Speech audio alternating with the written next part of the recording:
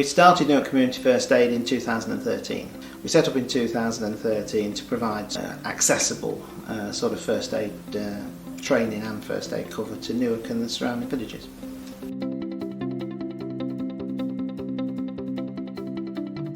We do community training, which is free of charge. Over the last 2 years, as an example, we've trained just over 5,500 people on the free courses. The other side to it is the event side. So we provide cover at local events. Sometimes these are small events, 2 or 3 hours perhaps a school's athletics competition or something like that.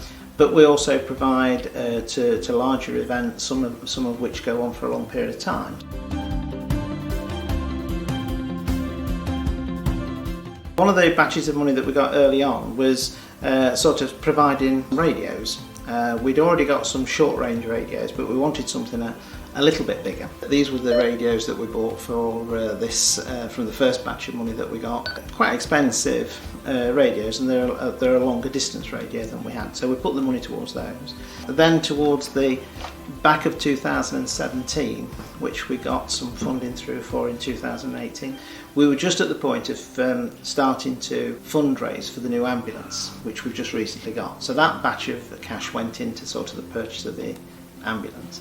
And then the recent one that we've had this last few weeks, we needed one more piece of equipment, and the money for that has gone onto that new piece of equipment, which is an aspirator for the new ambulance.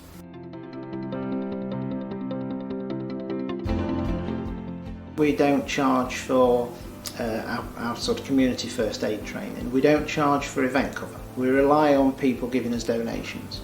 That way, the way that we look at it is that anybody can get the cover, whether they can afford it or not.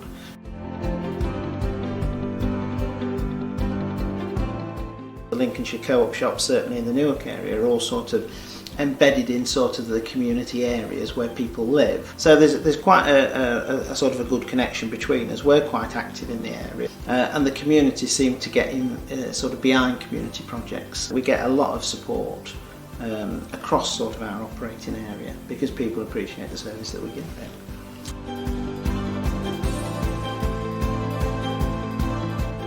Applying for the Community Championship was really very easy indeed, really. It wasn't no particular long process. It was easy to access. We just needed to answer fairly straightforward questions, really, of how the organisation sort of was set up and the services that we gave, and then just explaining the sort of project that we were hoping to use the funds for in the end. So it was very easy to get sort of into the system.